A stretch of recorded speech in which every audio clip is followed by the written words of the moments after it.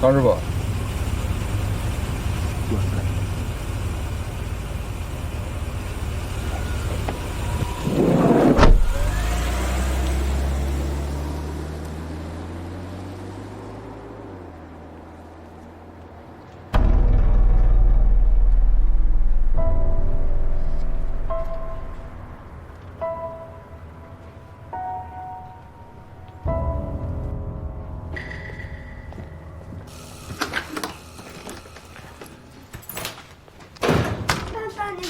哎呦，湘北，不跟你说没事吗？你看你还是过来了。你这回来了，我就放心了。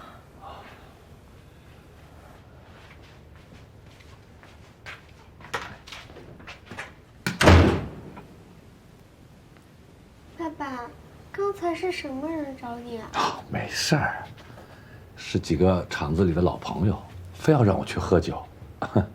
没事儿，去做功课吧。嗯。行吧，那我就先走了。那个姐夫，你跟我下去一趟，我车里有东西给你们。走。好。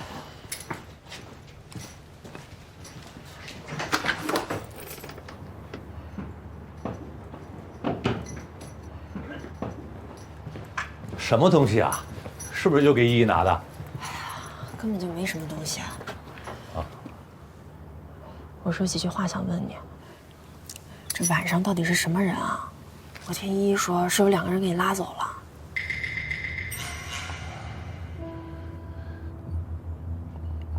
没事了。到底是什么人啊？我遇上了点小麻烦，不过现在已经解决了。你有什么麻烦，你直接跟我说就行，说不定我能帮上忙呢。这事儿怎么说呢？其实我也有问题。你姐不上班，没什么收入，我呢挣的钱又少，你也知道。于是我最近就高仿了一些名人字画，卖给画廊。你别说，还挺来钱的。高仿的？你做假画卖啊？看这个东西怎么理解了？这要不是行内专家呀，他还真是很难分辨出真假。所以人家才找上门来的是吗？不过已经给人家退款了，退了钱就没事了。那你说卖假画，那总归也不是件好事吧？是，你说的对。湘北，我已经想好了，我以后呢专门仿一些世界名画或者古代名画啊。不过你放心，我一定会标注清楚，叫高级仿制品。这个不侵权也不犯法吧？成本又低，能赚点是赚点嘛。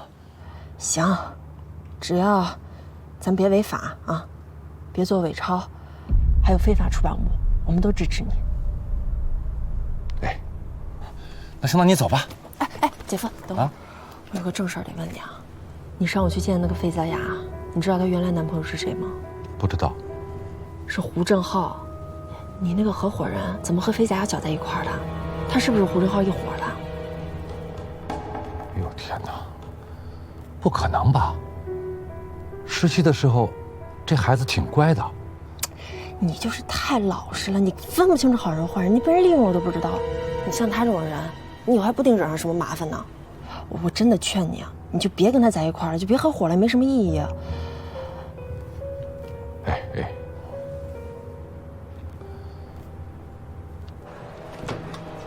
他是希望我们能在开工前预付他一笔货款，3成或者4成，这倒合理啊。先付他200吧，反正以后要长期合作，那余款提货的时候再付清。可是九爷，我手边没这么多现金。那我跟江远，我先打个电话，让他那边先垫一下，让他送纸的时候给你一块带过去，好吧？好嘞，九爷。九爷安排月底前要1万1吨半，这次要100元的，不用发到那边。什么价格？多给5000吨煤。 5000吨，300万，划算。胡正熙就在骊山，估计要等这批货运完了以后再走。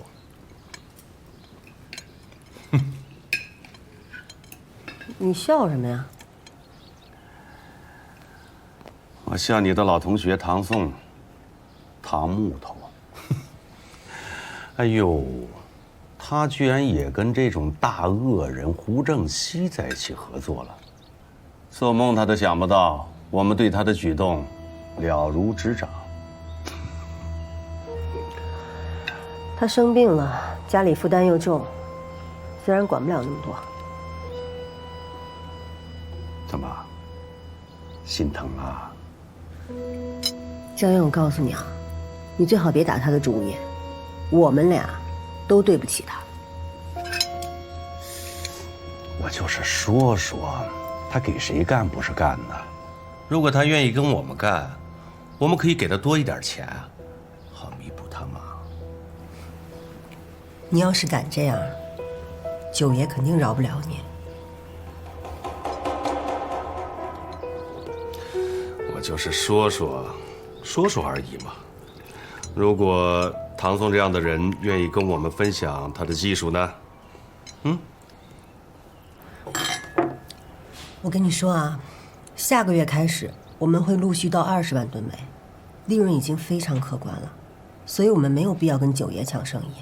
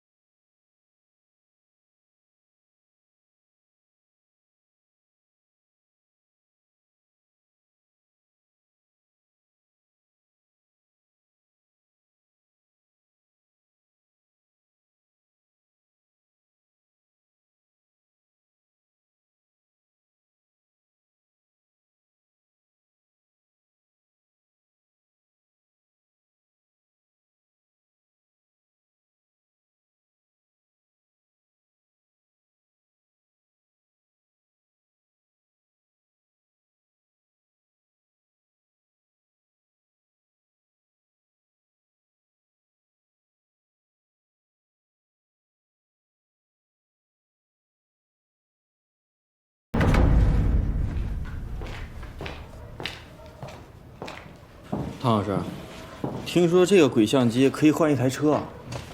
没错，没有它，我们做不出高精度的硬板。用它来拍摄啊？是。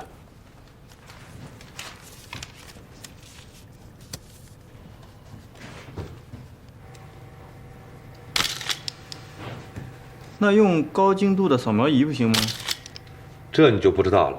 现在扫描仪和复印机拒绝复印扫描钞票，越高端的设备越是如此。这是一种出厂的设定，拒绝复制钞票。看这里，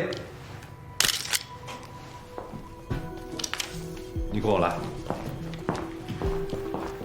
小夏，看这儿，这是2005版100元人民币。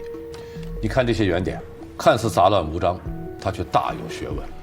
这些小圆点告诉机器，这是真钞，不能复制。扫描仪和复印机的灯光一掠过钞票表面，钞票上的光变油墨就会变色，一变色就失真了。而扫描仪打印出来的图案也会连成一片。你看，不能复制了。到目前为止，市面上几乎所有的复印机扫描仪都不能完美再现真钞的微缩印刷，即便是最高规格的4800 DPI 的扫描仪，也无法正确采集到钞票的所有颜色和线条。那这一次还能做吗？当然能做，我们要靠它做一个打板的基础。我们要把主要的精力放在印钞机的识别点上。说白了，只要骗过验钞机，我们就大功告成。其他细节做得马马虎虎就可以了，普通人难以发觉。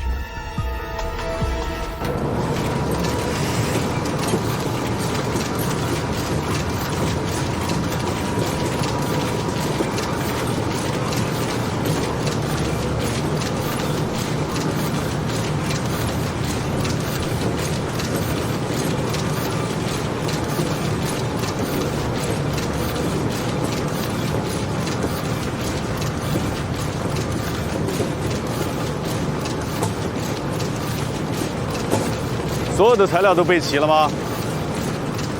齐了，月底前肯定能出完1吨半。多做点，2吨半吧。怎么？原材料不够啊？可以再准备，时间来得及。啊，他们那个小厂子，你得专人给我盯紧一点啊。洪波，你估计就他们那个设备，印完1个亿得多长时间？如果他们每天开工8小时的话，最快也要半个月。半个月。那到时候你得密切注意他们的进度啊，一定要知道准确的交易时间。那个厂子很偏僻，晚上根本没人。我去装个监控。行，就这么定了。哦，小夏，我下午有点事情，我们明天就开始制版吧。行啊。我在文化市场租了个门面房，年租金10万块，以后咱们就在这里复制名画，在文化市场开始销售。要不然的话，我们有钱都没法花，怎么跟人解释你手里这些钱从哪儿来的？一查一个准。那干完这一次，以后咱真的不干了？不干了，有1000万够咱们花了。那行，那我走了。行。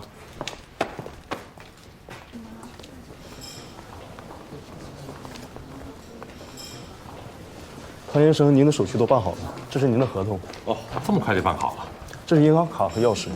哦，对了，让你们帮我找的那个装修设计师，那个约好了吧？设计师在里面，请跟我来。哦，好，谢谢啊。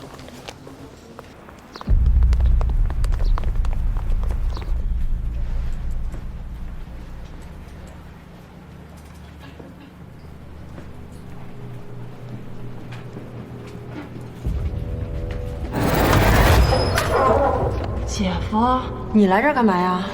我这不是跟别人合伙搞了个小厂子吗？这个姓费的小姑娘的男朋友是我的合伙人，我遇上了点小麻烦。我最近就高仿了一些名人字画，卖给画廊。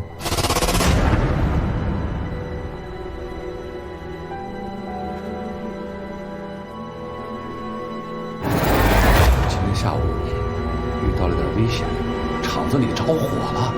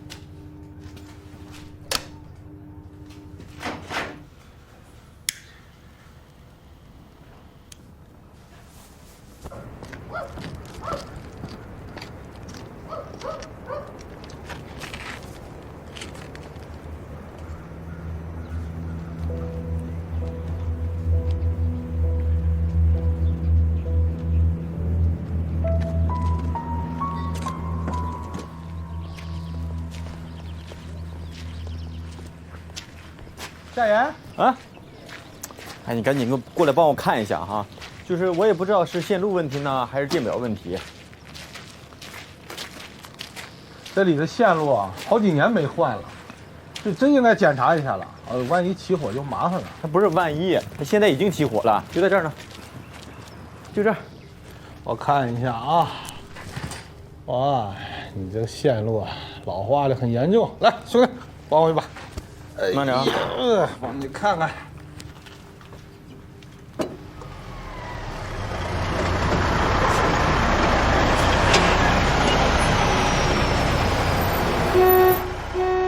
那个，你先忙着，我出去一趟啊。啊，行，那你去忙。啊。夏言是吧？啊，送画的。那个除了画还有什么呀？啊，全都在后边呢。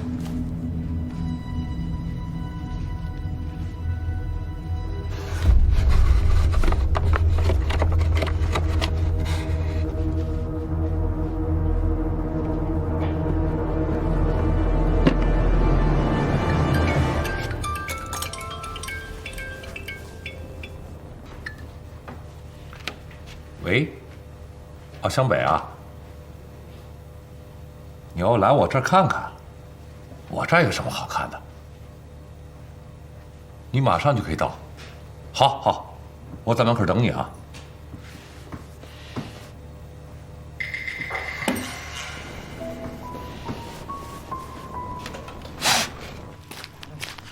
都弄好了啊，弄好了，弄好了，里面没什么问题了，没问题了啊。行，我今儿有点事儿，改天请你吃饭。哎呀，不用那么客气。哎呀，辛苦了啊，走了，改天见，改天见啊。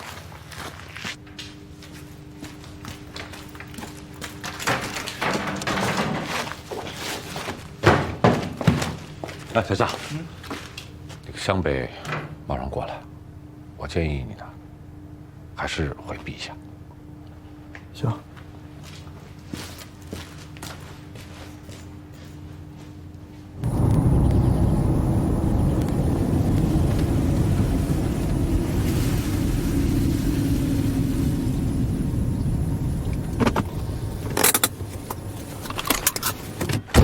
嘿，我这地方不好找吧？可是不好找，我这开着导航都差点没找着。你怎么找了个这么偏的地儿啊？哦，这个地方呢，以前是饲料加工厂，它主要是有动力电。现在有动力电的地方不太好找，主要是房租便宜嘛。你今天怎么想起来来我这儿来？你不是说着火了吗？我赶紧给你拿2个灭火器过来。哦，在后备箱呢，你过去拿吧。哎，好好。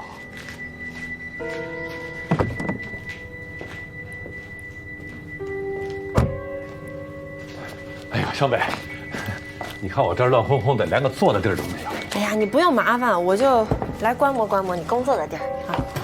这个就是那印版，你看印的就是这种山水画，印的真不错。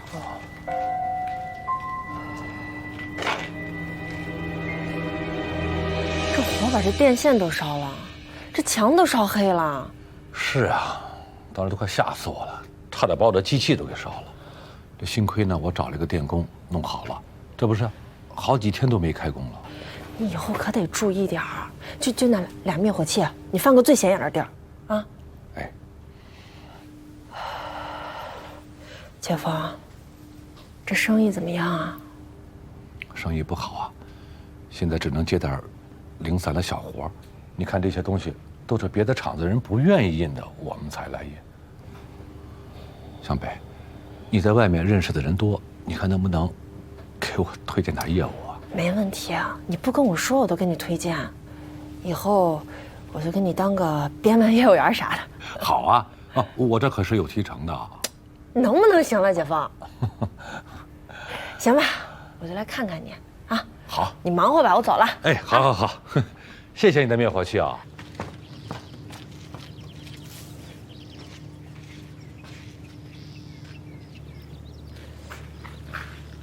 姐夫，我问你个事儿啊。哦，你问。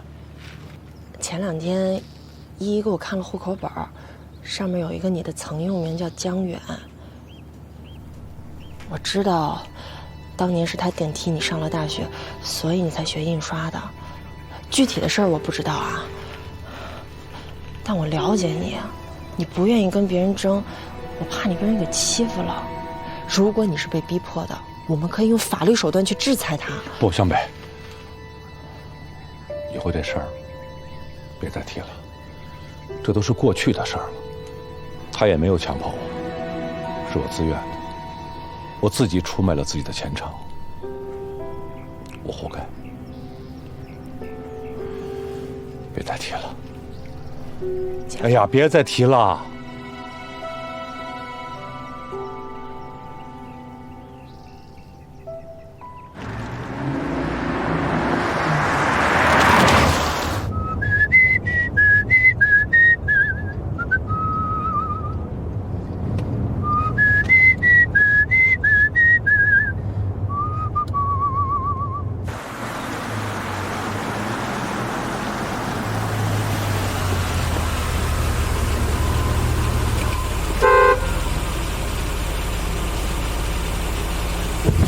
小车，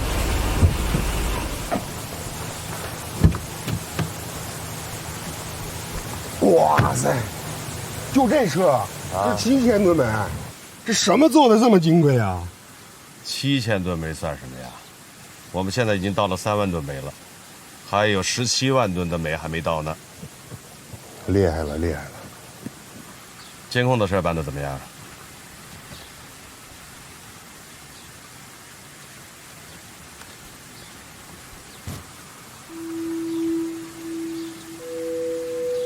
盯紧了啊，别一天到晚老知道吃橘子。放心，跑不了的。哎，那玩意儿能录下来吗？应该可以。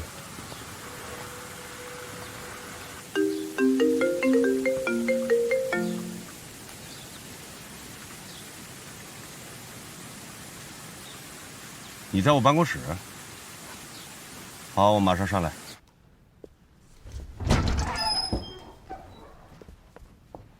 哼，印刷厂那边的事儿那么多，怎么会有空到我这儿来？郑世鹏被抓起来了。郑世鹏被抓了。煤炭到了多少？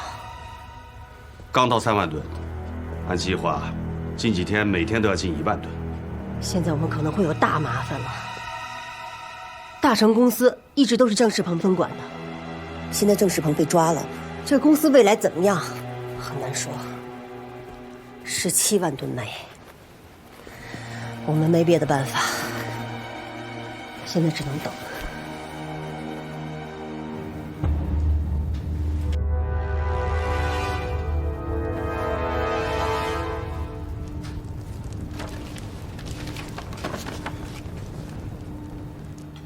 可以，就这样。有一点可能胡老板没有看出来，但是我必须提前跟你说明一下。您看这一版的人民币左下角这个数字，如果是真钞票的话，使用的是光学变色油墨，随着钞票的转动，可以由绿变蓝，但是我们做不到，我们没有这方面的油墨，我只能印成淡绿色。可以变成由绿变黄，而做不到真钞票的蓝色。这是小细节，很难被发现。就这么印吧。那行，今天晚上我们就开始开工。每天能印多少？每天晚上印的话，可以印到800万。一天800万，多长时间能完工？需要12个到13个晚上。好，哥。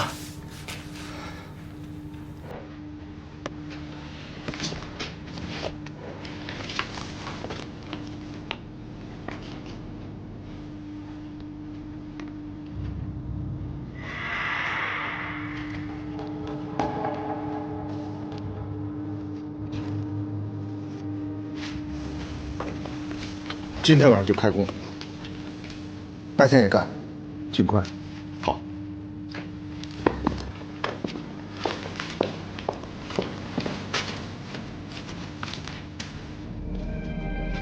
马春明，为了这20万吨煤，我们到底付出了多少？我给了他们6000万的物资。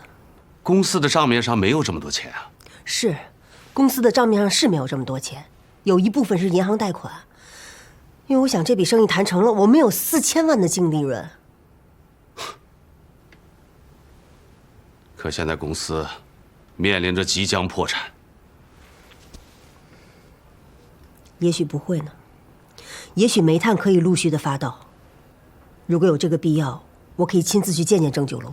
行了吧，我现在担心郑九龙已经出了问题了。希望不会。我也希望不会。为了给他印伪钞，昨天我还垫了200万进去了。这个你可以放心，九爷绝对是一个讲诚信的人。都到现在了，你还指望他呢？现在唯一的办法就是……什么办法？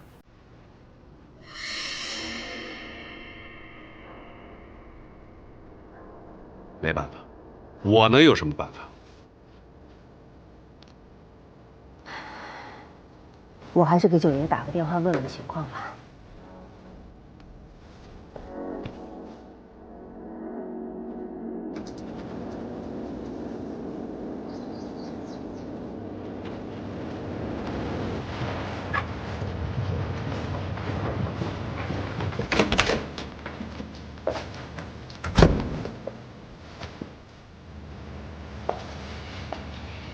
周爷，您怎么来的呀？郑世鹏被抓了，这事儿是真的？现在局势还不是很明朗，但是却很危险，很多人都被抓了。我想，我们暂且就在这儿观望一阵子吧。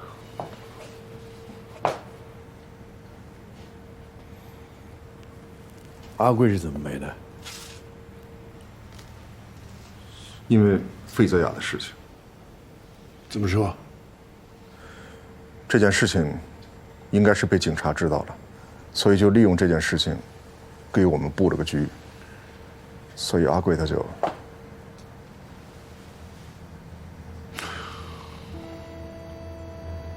九爷联系不上，要么出事了，要么躲起来了。货船已经空着返回了，这下恐怕是真的有大麻烦了。马春妮儿，你能不能一五一十的跟我说清楚，这6000万的生意到底是怎么做的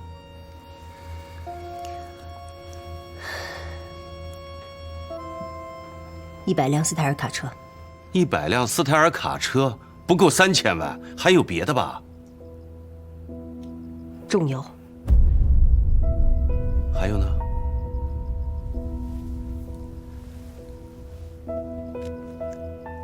还有我们5年前囤的那些氧化铝。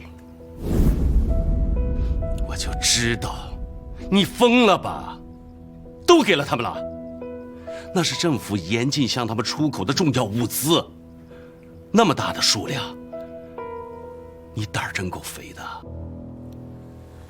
就算没有这些氧化铝，煤炭运不到，我们一样完蛋。公司的生意做成这个样子，都是你一手造成的。我早就说过，女人做生意不靠谱。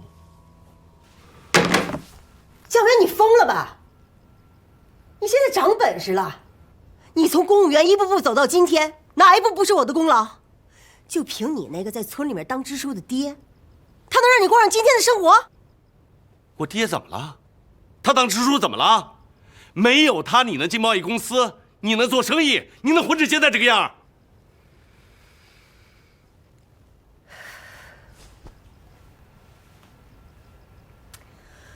好，以后公司的事情都听你的。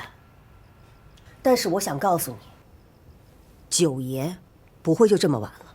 一朝天子一朝臣，靠山倒了，他肯定完蛋。你能不能不要把什么事情都想得那么糟？现在不管怎么样，我还是抓紧时间过去一趟吧。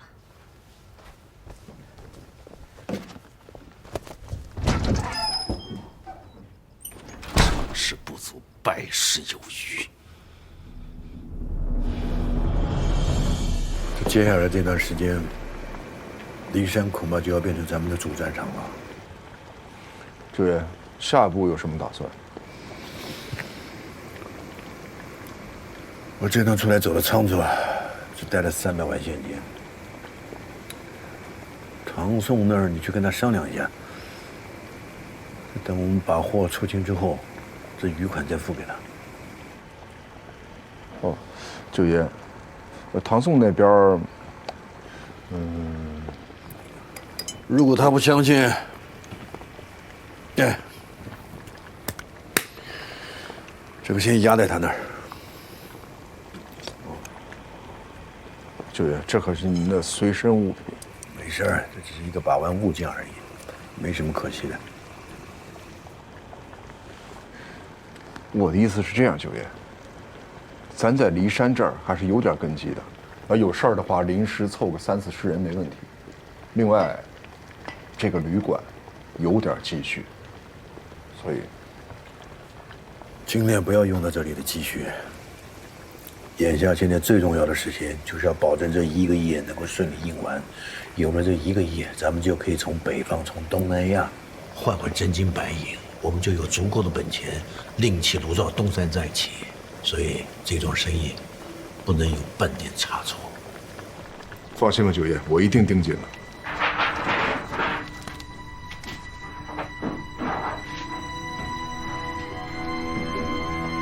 唐老师，装好了。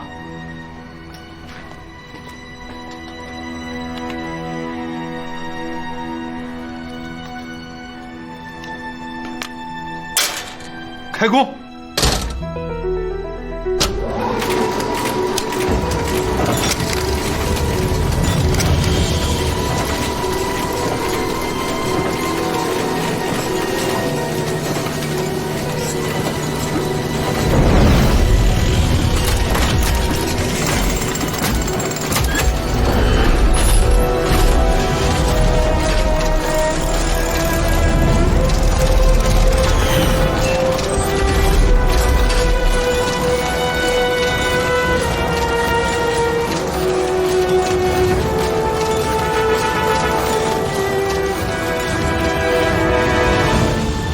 抓紧时间，裁切打包。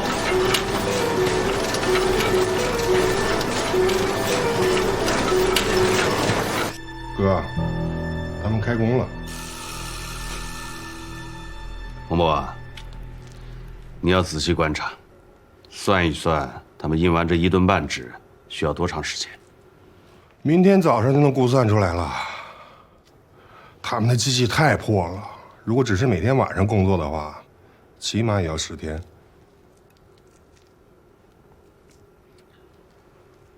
那就等他们交货时间吧。对了，你估计一下，胡正熙会带来多少钱提这笔假钞？保守估计最少1000万。他们印的东西质量非常好，黑市上20%的价格交易，应该也会很抢手。好，你的人都准备好了吧？齐了，12个人。12个人，应该够了。郑九龙现在是树倒猢狲散，没几个人了。我估计啊，胡正熙已经把这笔钱当成是自己的了。哎哥，他们派人监工了。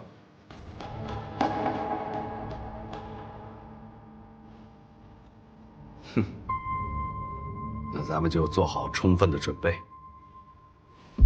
16号晚上，螺旋港有一艘货船会到这儿来。你让大壮安排一艘快艇，咱们带上钱，上船到东南亚去。九爷，按照现在的进度，15号晚上恐怕印不完。管不了那么多了，能带多少算多少，剩下来的就给唐宋吧，反正咱们也欠他的。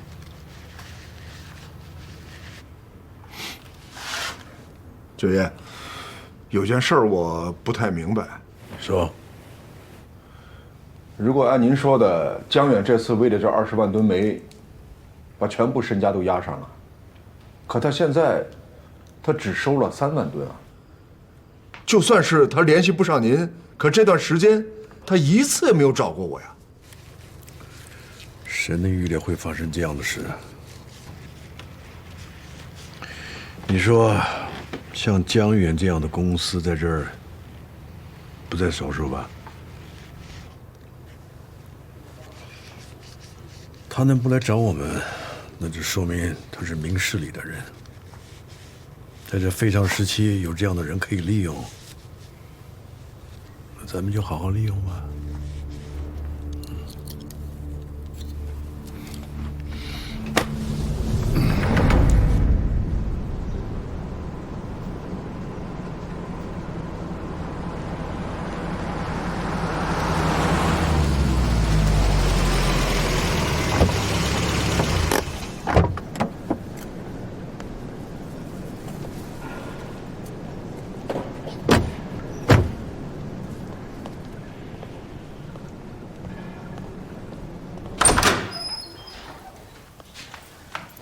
回来了。我说你你把袋子给锁。怎么样？伤口还疼不疼啊？伤口倒不是什么大问题，关键就是以后夏天没法再穿露肩的衣服了。我是不是点儿背呀？上个厕所都能挨枪子儿。你呀，能保住这条小命就不错了。他还敢笑你？帮我拿一橘子。你说这人哈，不认不识的，我也没招他没惹他，上来二话不说就开枪，这胡正熙也太狠了吧！警察怎么就没抓住他呢？亲爱的，警察虽然没抓住他，但这个仇啊，我一定给你报。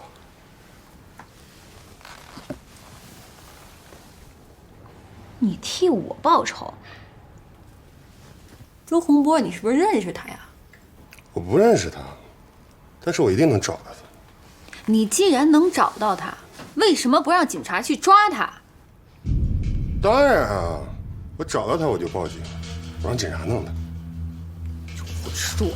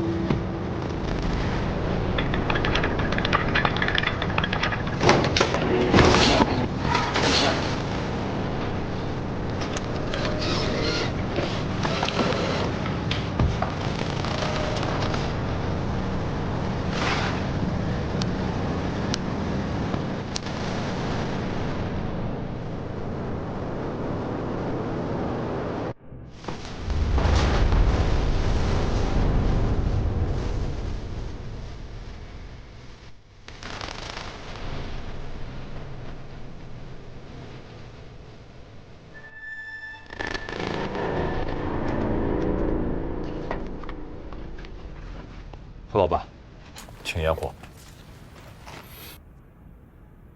还没有全部印完，明早就可以完工。印多少是多少吧。今天晚上我们必须走，货款只能先付给你们300万。怎么才300万呢？对不住了，我们那儿出了点状况。不过你放心，不会亏待你们。你们继续印，印完了算你们的。过段时间余款一定付给你们。还有这个，这也值点钱，九爷的心爱之物，说压到你们这儿。不用，我又不会开枪。这是九爷的安排，只是先放你这儿，拿着。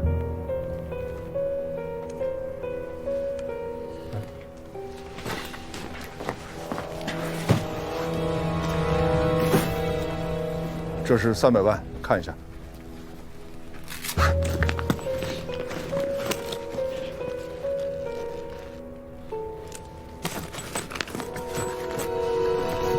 开我车，把这2包钱先放你家里去。行。怎么样，老唐？好吧。来，装货。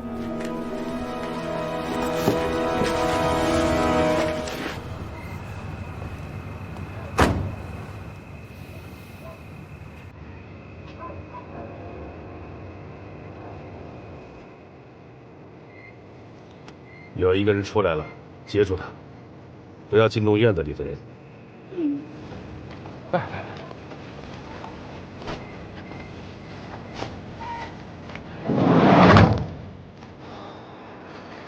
路上当心啊！呀，我先走了。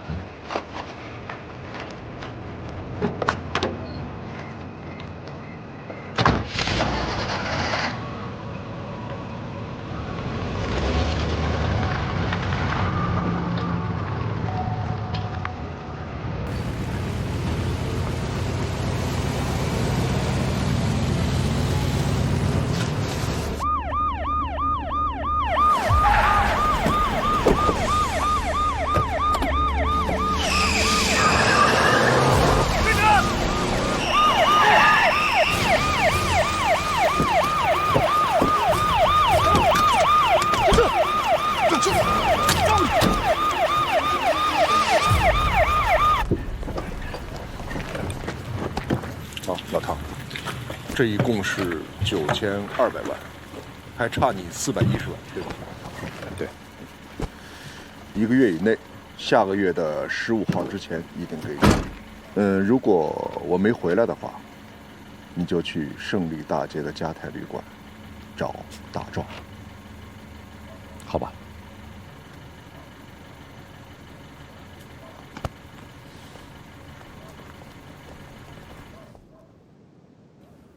他们走了，找个偏僻的地方动手，利索一点，别留下痕迹。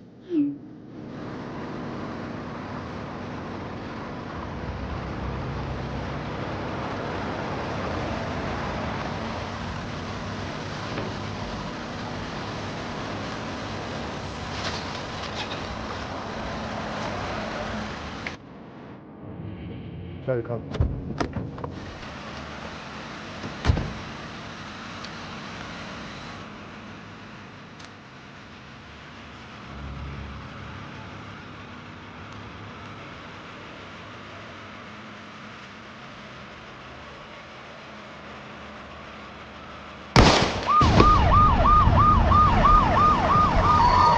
警察！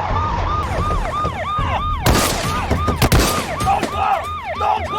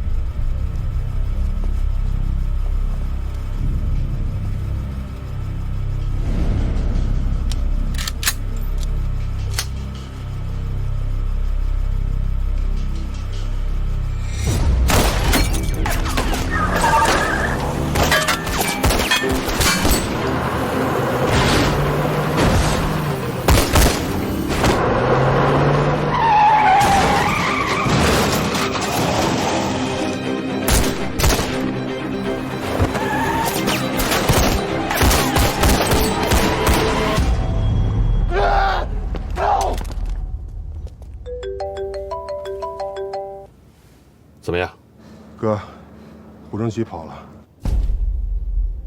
你们人多，兵分2路，一路侦胡正熙，一路端尹沙场，把所有的印版都要给我带回来。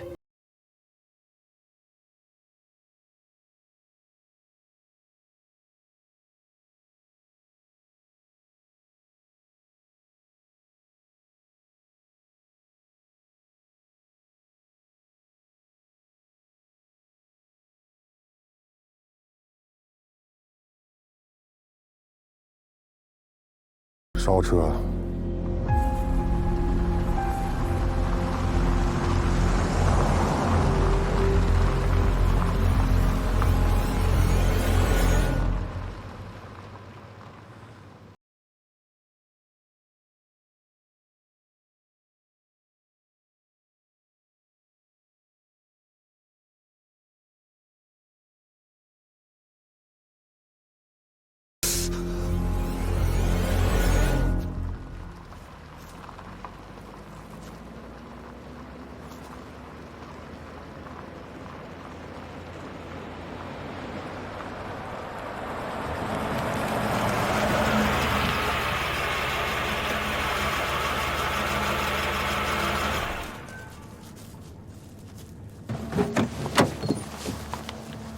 怎么了，兄弟？这是？九爷，遇到警察了，货在后面。啊，搬吧，快搬吧。赶紧下车。哎，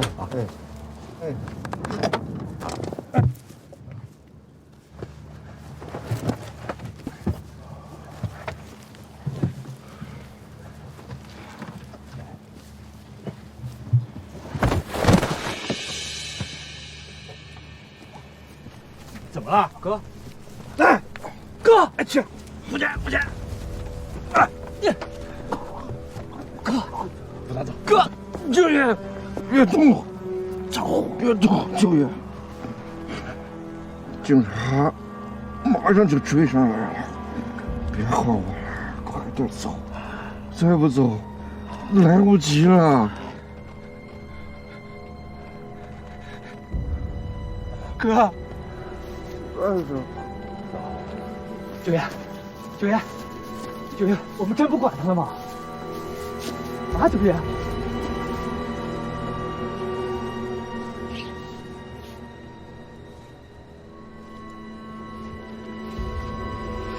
给他叫辆救护车。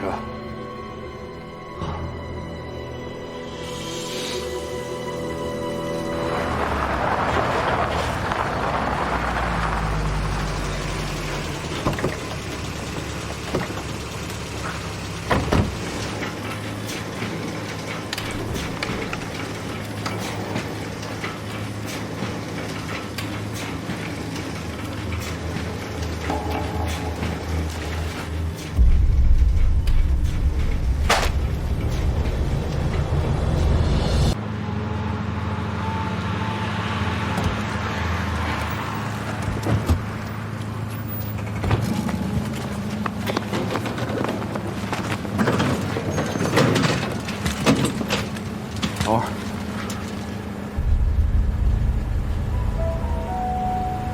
大军先跟着进去。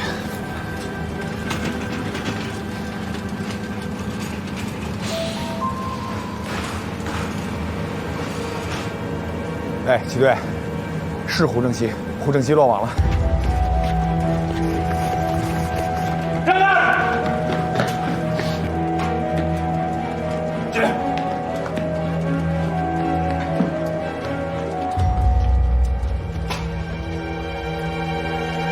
大哥，胡振熙那边人丢了。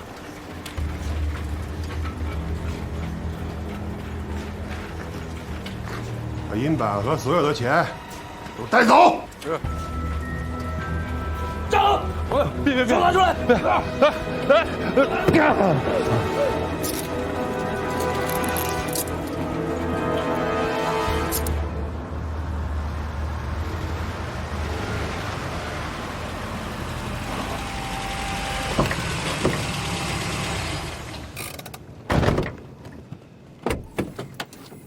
下车，走。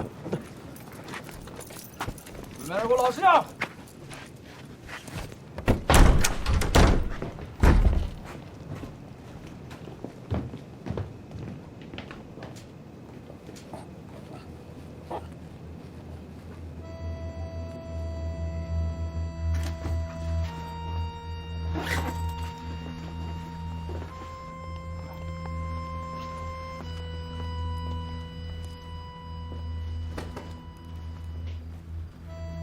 给他把手铐打开。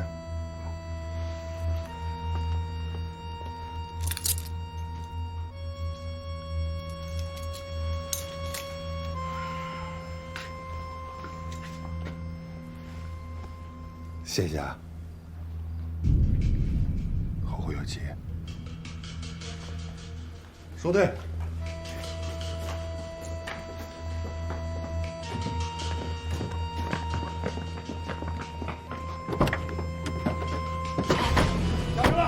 坐。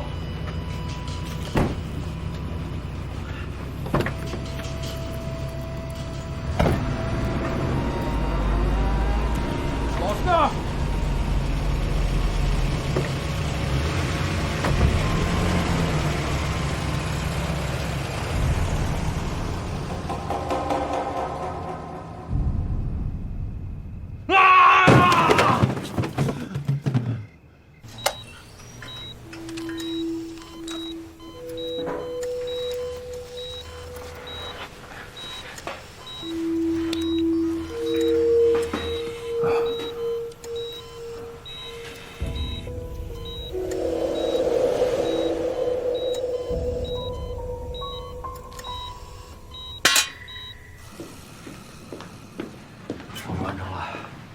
这是从他肺里取出来的，中了1枪，从后背打穿了右肺，现在人已经没有生命危险了。他是通缉犯，这事儿得保密啊。好，我知道了。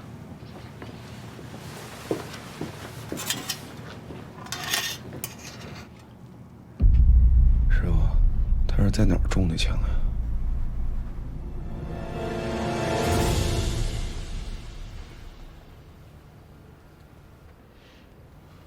？500万，他们抢了我们500万。什么人敢冒充警察呢？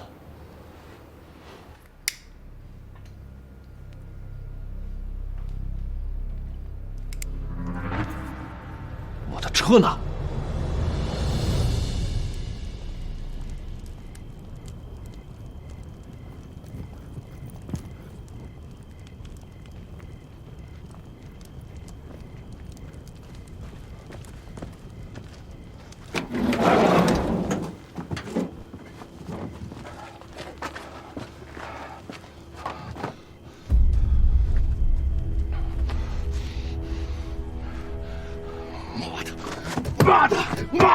妈的！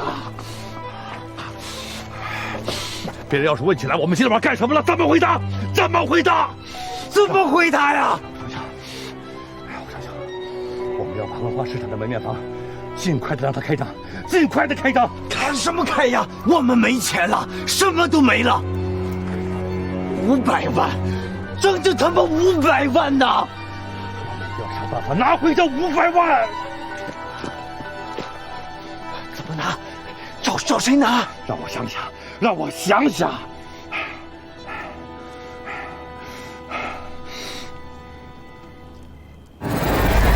继续啊，唐大师，上车吧，来。唐大师，干得不错。我想起来他是谁了。谁？我们2个月之前就见过他。2个月以来，他一直在监视我们，我们干什么他都清楚。要不然他凭什么会把时间算得那么准？他是谁？我们什么时候见过他？他就是2个月之前把我们从江边带回来的那个人，想起来了没有？那次绝不是偶遇。从那个时候开始，他就一直在跟踪我们。他知道咱俩的底细，我们的行动他非常清楚。不光我们，胡正熙的行动他也一清二楚。我知道了，我知道了，就是开越野车那个大个。没错，就是他。但他到底是谁呀？我他妈怎么知道他是谁呢？不管他是谁，我不管他是谁，我一定要找到他。我只有找到他，我才能拿回来我们的500万。就算我们找到他，我们凭什么让他乖乖把钱送回来？就他妈凭这个！唐老师，唐老师，唐老师。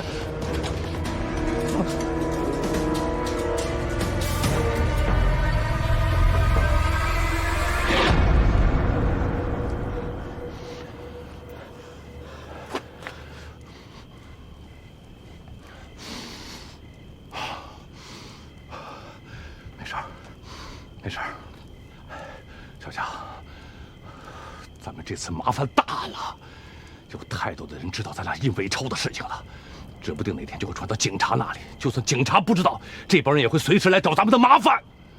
这帮人还不如胡正熙呢，他会把咱俩逼得一无所有，让咱们永无宁日。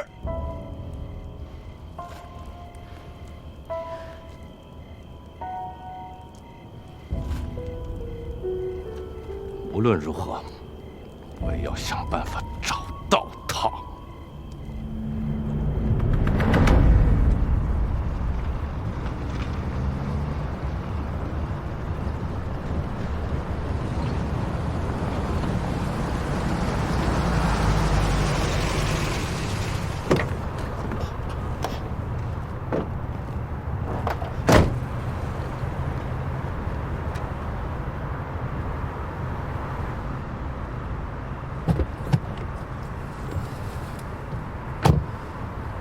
情况怎么样？500万现金，4200万的货，还有印版都到手了。人呢？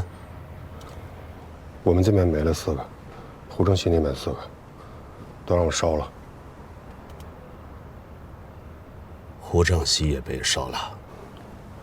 胡正熙他跑了，不过他中枪了，他是通缉犯，肯定不敢去医院，10有89是活不成了。放心干。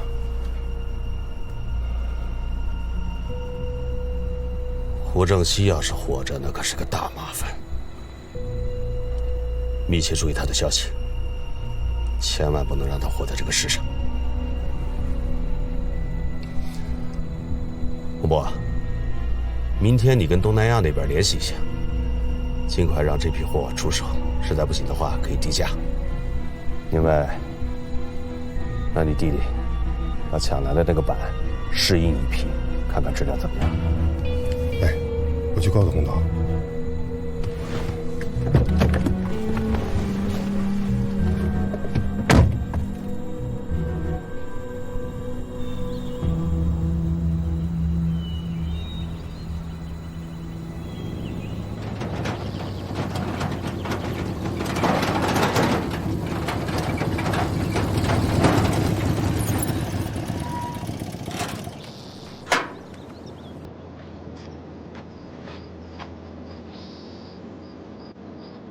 110吗？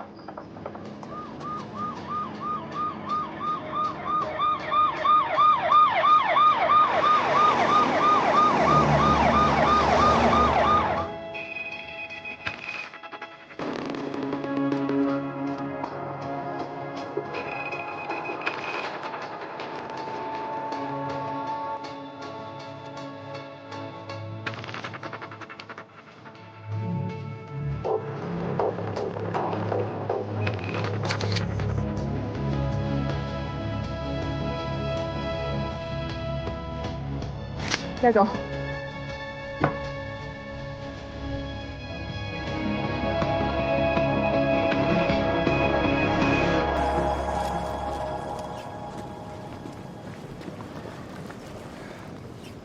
从弹壳上分析，这个子弹和胡正熙体内的子弹头完全一致。这是1把境外枪。这么说，胡正熙是遭人给暗算了，或者说，是团伙发生了内讧。1个多月以前，胡正熙说要在骊山造1个亿的伪钞，会不会昨天就是他们交货的日子？然后在交货的时候发生了枪战，是有人想抢走这1个亿的伪钞？很有可能。我觉得我们现在应该抓紧时间找一下印钞专家，了解一下。以骊山的印刷水平，印这样的伪钞，1个亿需要花多长时间？咱们可以推测，昨天晚上是不是他们交易的时间？胡正熙被救护车接走的地方是在江边，如果是江边的话，那有快艇可以直达港口或者是海上。你还记不记得齐队说过，南方警官说这批伪钞是从北方过去的？我们应该先查一下，昨天晚上有没有货船从骊山开往东南亚。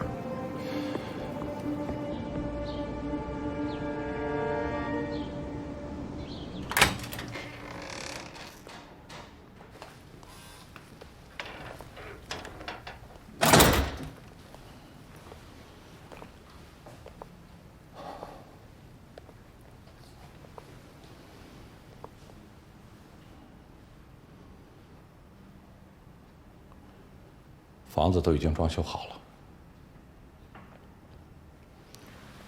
这些家具、家电都是我亲自挑的。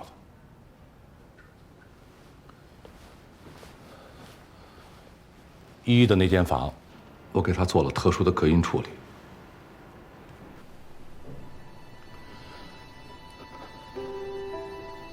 我知道，你因为孩子没保住，一直怨恨我。我不怪你，我也确实有错。这么多年了，你们跟着我受苦了，我没有能力让你们过上好日子。对不起。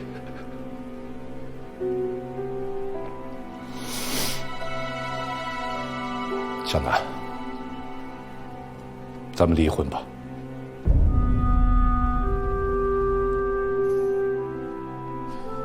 房子贷款我已经还清了，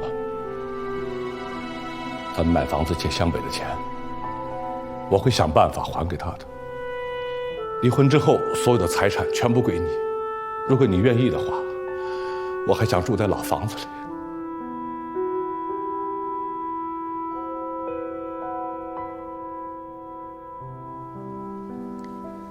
你跟我说实话，你为什么突然间会有这么多钱？你别问我，我不想回答你。咱们离婚吧。为什么要离婚？必须要离！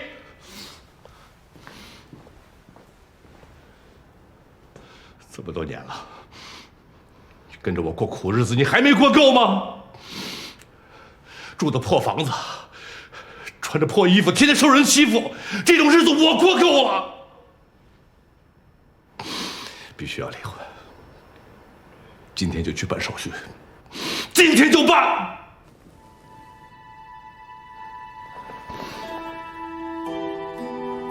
老公，咱们不离婚好不好？我知道是我不好，这段时间我一直冷落你，是我态度不好，可我也是个当妈的呀。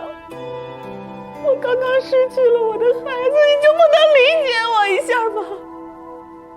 我不管你这些钱从什么地方来的，我知道你给了我一个家，给了我这么大的一个房子，可是我不要。我跟你的苦日子没有过够，我不怕跟你吃苦，跟你受罪，我只要你在我身边，有你才是家呀。老婆，对不起，老婆，对不起。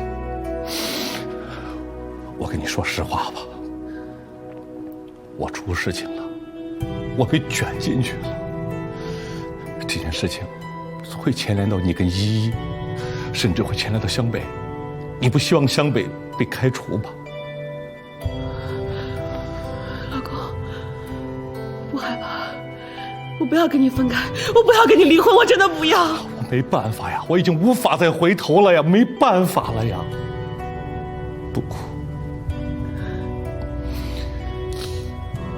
今天跟你说的话，你不要告诉任何人，尤其不能告诉湘北，要不然他会受到牵连的。老婆，我不是不爱你，我正是因为太爱你了，所以我们必须要离婚。你要相信我，等我把这件事情处理好了之后，咱们再复婚。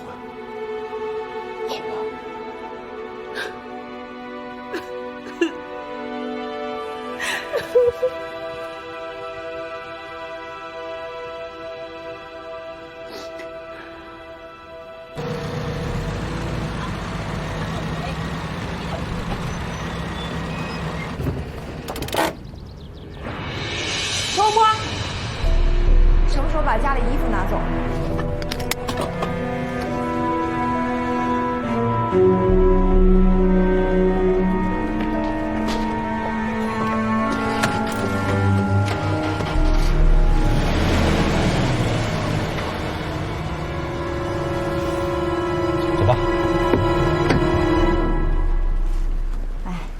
刚才那个周洪波的，真够奇葩的，干这么多年还是头一次遇到。领了离婚证啊，立马领结婚证，1秒钟都不再耽搁。要不考虑一下他前妻的感受？姑娘，你说的这个周洪波是不是刚刚走了又高又壮的那个男的？你俩考虑的怎么样？签字了吗？哦，都弄好了。他叫周洪波，对吗？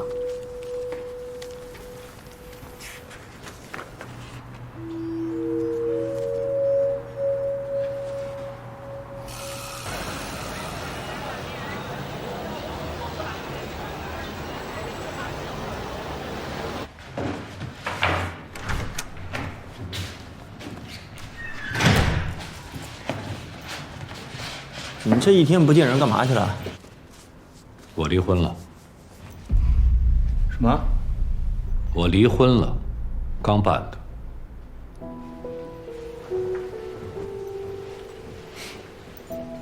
昨天晚上的事情闹得动静太大了，咱们又被人盯上了。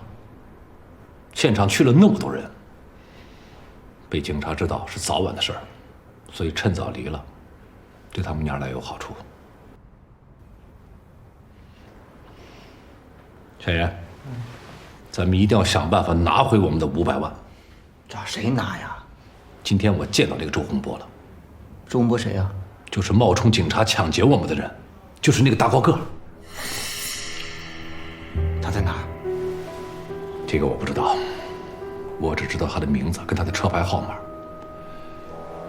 咱们需要慢慢的在打听他的消息。行，我可以找人找到他。好，但是找到他之后怎么办？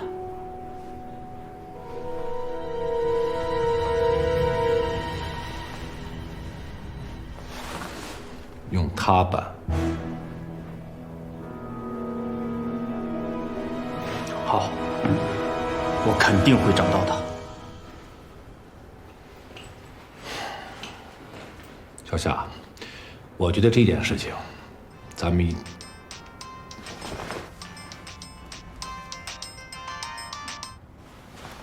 喂，向北。姐夫，你现在有事儿吗？没事儿的话，你就来趟局里，我有事儿找你。去趟公安局？对，我有急事找你，你快过来吧。好啊，我一会儿就过来。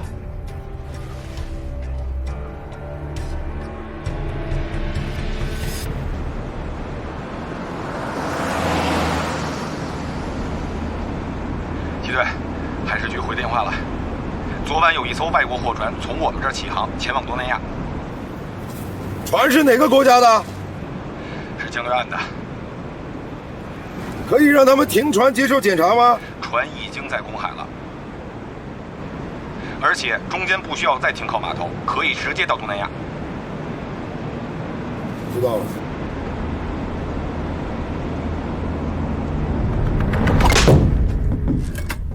东南亚的阮老板说25号飞过来，初步跟他定的交易方式是，他发给我们越南大米，货到后我们付的这种现金，按面额的20%结算。跟九爷的生意相比，咱们赚的太少了。但是阮老板这边每个月可以吃下5000万，我觉得可以长期跟他合作。也是，这样风险可以小一点。那这次阮老板来，你全程接待，我就不露面了。放心吧，哥。哦，对了，洪涛那边怎么样？用唐宋版的印了没有啊？我弟弟他试过了，效果不太理想。什么问题啊？底纹印刷，胶印还可以，一到凹印就不行。主席的头像和突出的文字数字，印的效果都不好。到底问题出在哪儿？我们反复试了很多次，是油墨配方的问题。难道唐宋还有独门的配方？洪波，必须赶在跟阮老板下次交易之前把问题解决。实在不行的话，该认怂的认怂，该请师傅的请师傅。是。胡正熙有确切的消息吗？我亲眼看见他中枪了，肯定活不成。行了，不管他了，咱们干吧。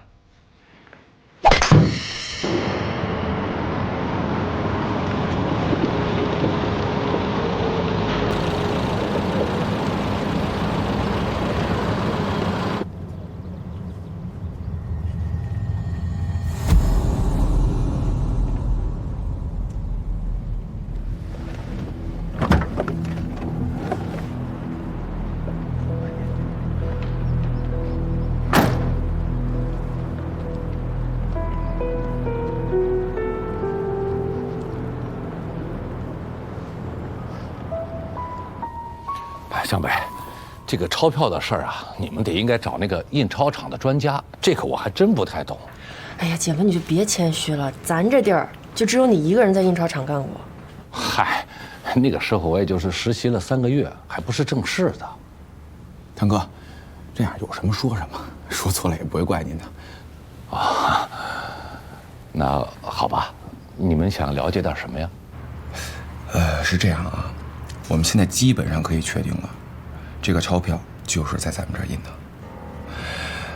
这样您帮我分析一下，印这种钞票在咱们这个地方啊，因为您了解什么人或者什么单位有这样的能力印这样的钞票，还有在咱们这个地方印这样的1个亿，大概需要花多长时间？哎呦，说句老实话啊，我见的这个伪钞啊，见的不多。但是像这2张啊，确实印的挺真的。这也是我们见过的仿真程度最高的伪钞了。我呢在印刷第一线呢工作了快小30年了。咱们这儿的大大小小印刷厂我都挺熟的。说到精细印刷和仿伪印刷呀，它是这样啊，这个总体水平啊，国内来说啊，北方不如南方。那咱们这儿呢就更加落后了。在我印象中，没有哪家工厂可以印出这么精细的东西啊。可是这伪钞它已经印出来了。不可能啊，这也太难了吧？哦，就说这个印制真钱呐，他们需要一种光变油墨，这种特种油墨咱们这儿根本就搞不到。假设他们有油墨，也有设备，你觉得多久能印出1个亿来？这个不好说，用什么机器印呢？多少台机器印呢？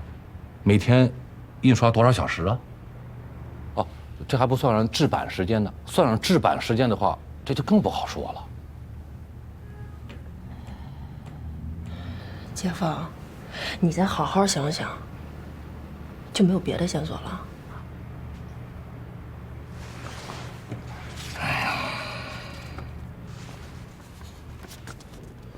你们真就这么肯定这假钱是在咱们这儿印的呀？你看啊，这个假钞的纸张跟真钞啊特别相似。真钱呢，这个纸张用的是棉短绒纸，也叫高棉纸，而咱们这儿的造纸企业只能生产木浆纸。哦，你们有没有查过纸张的来源呢？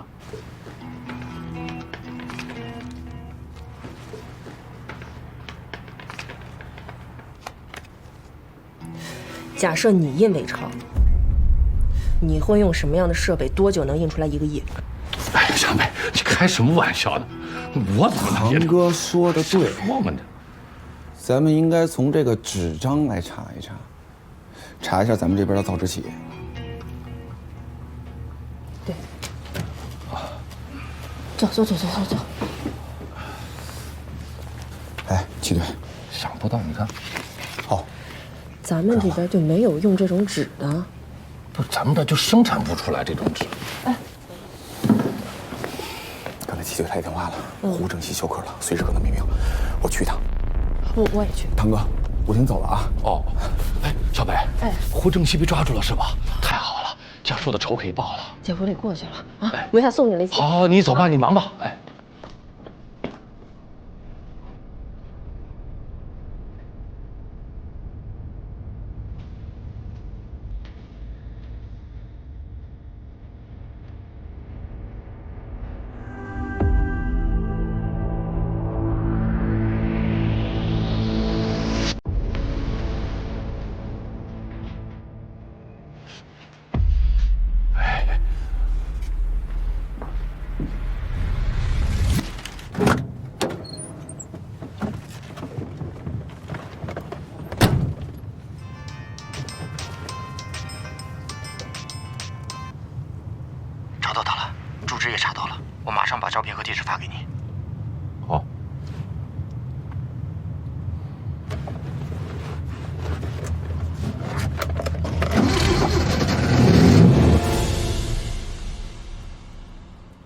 1个小时前出现呼吸困难，本来已经恢复意识了，现在又昏迷了。什么原因？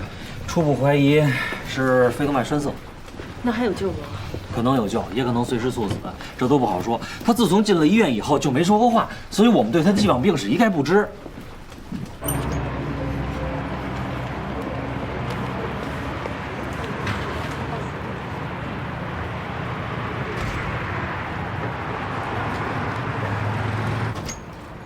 你好，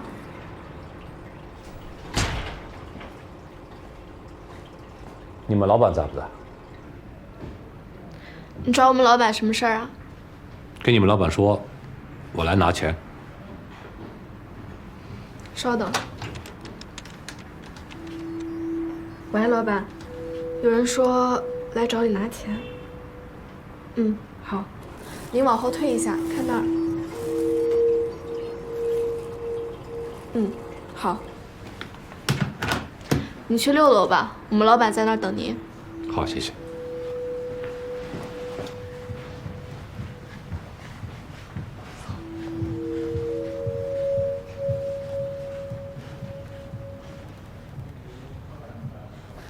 来了，进来吧。哎，你怎么又来了呀？这才几天呢，我说，那九爷还没回来呢。你说我哪有钱给你呀？我不是来要钱的。那你来干嘛来了？有个情况你必须马上告诉九爷，你们胡老板那天碰见的是个假警察。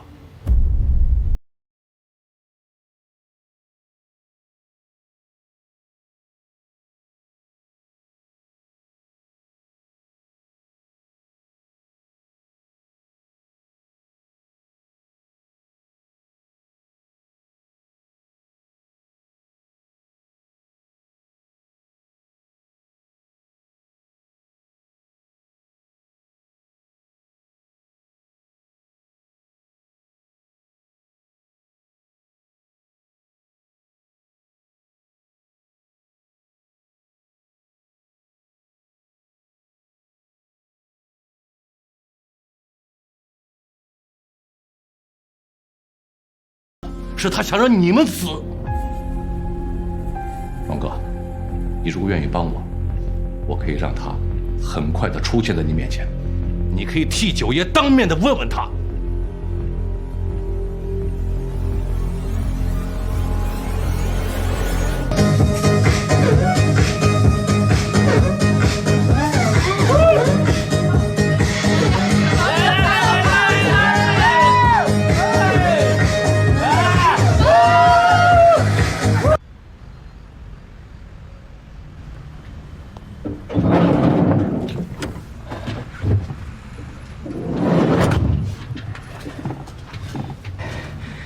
唐老师，听说那小子1.9米多，以前拳击队的，后来给江氏集团大老板做了保镖。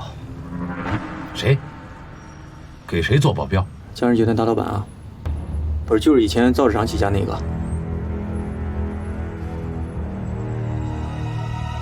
大哥，给你们提供印钞纸的是不是江远？是不是江远呐？我哪知道啊？也没人告诉我，我也不问，这是规矩。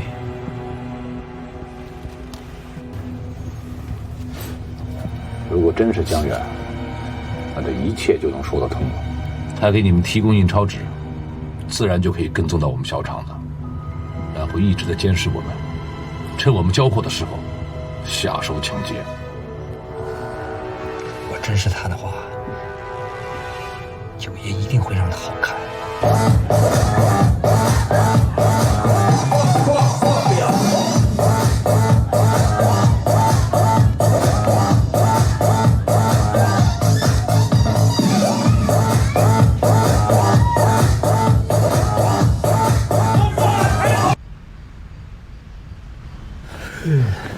妈的，都1点多了还不出来，真他妈能玩儿！开心，哎，出来了，就那个大哥。慢走，好，走，兄弟。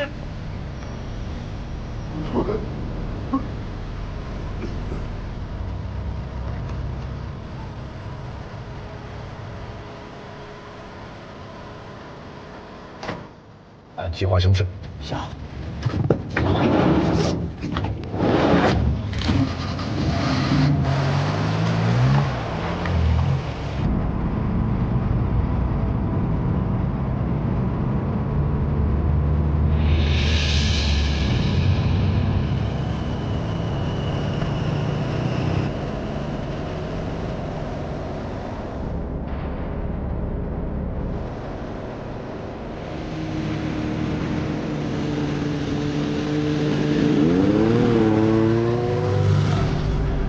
神经病，开那么快，找死啊！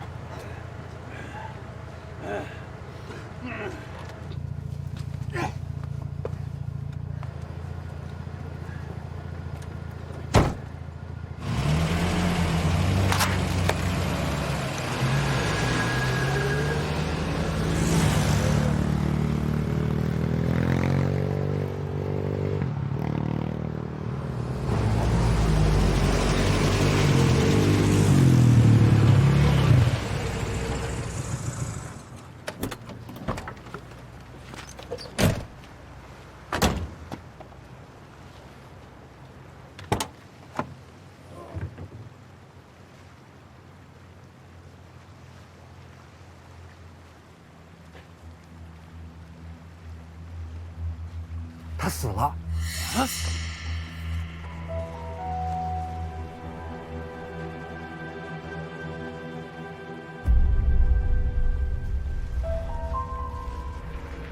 没有呼吸了。你这一扳手也太狠了，打